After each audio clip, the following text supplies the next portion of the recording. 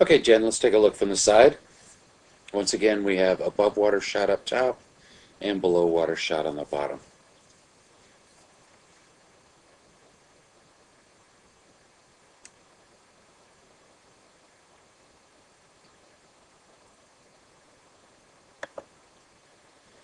Right here we can see one of the things I talked about before. This arm, actually, if we go to about right here somewhere, is where your underwater arm should still be out here and just starting to do your catch and pull. But because of the lower body wanting to sink because of other issues, this arm is already down here. So in order to keep that arm up there, we're going to have to correct the balance issues that I talked about. And the first is caused by this arm being extended out in front of the body above water.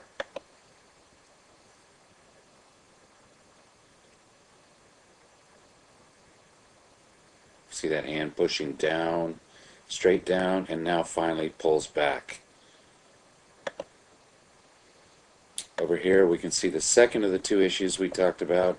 Here you're going from a really good head position, but as you take a breath, that head's coming up out of the water as it rotates, over-rotating, and we can see right here, entire head up out of the water, and your eyes are looking up at the sky. Once again, we'd like just half of your head up out of the water, and the water should actually bisect you right down the middle of your mouth, your nose, right between your eyes, and the middle of your forehead. Let me erase this stuff, and probably we'll see a good position. So it should look something like this. It's as far as you need to rotate that head with one of your goggles up out of the water. Still, we have your head here a little bit angled up.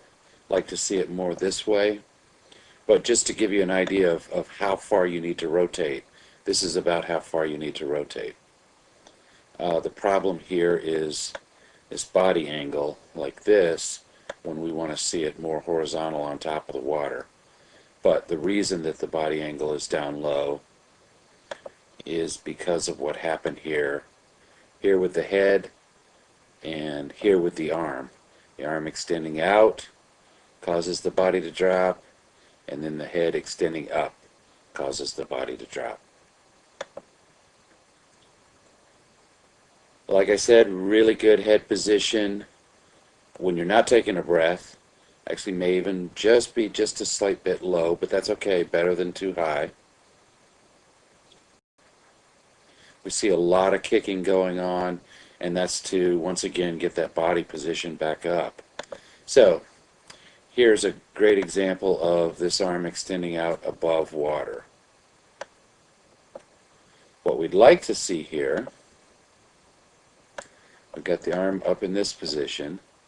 From here, the upper arm will go forward a little, and the hand will point in this direction, and the upper arm goes a little forward more, and then the fingers will enter the water right here, 4 to 6 inches in front of your head. The fingers will enter, create a hole, and then the entire arm will follow straight through that hole under the water. Let me get follow through that hole under the water and extend out underwater. By extending underneath the water, it will enable you to keep your body up on top in a nice good horizontal position like this. Good horizontal position of the body, not the legs here. The legs we definitely need to work on, but getting this body in a good position will enable you to quit all this kicking with the leg. So right here we start in what looks like it's going to be a good position right here. But from here, forearm forward, hand forward, and then the arm The fingers enter the water about 6 inches in front, 4 to 6 inches in front of your head, and extend out underneath the water. By doing that, that keeps the upper body up on top of the water and allows you to be able to,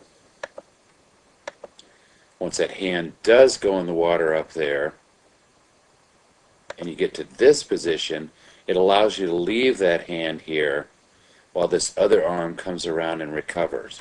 What we want to do is what we call front quadrant swimming. If I draw a line here and draw another line here at the surface of the water, we always want one hand in this front quadrant. Because you have to push down on the water, this hand's going to exit before this hand really gets down into good position in the front quadrant.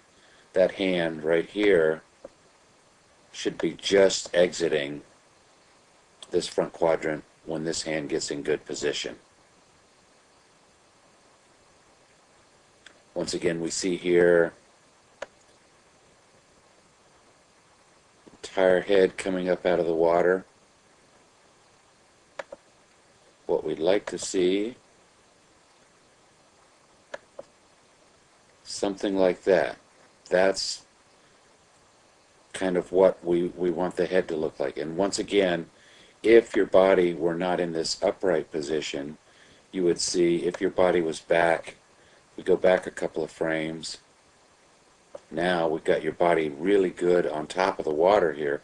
If your body were to stay there, which it will if you'll extend your arms properly underneath the water, if you had got to this position, your body wouldn't be in that position with the head in line.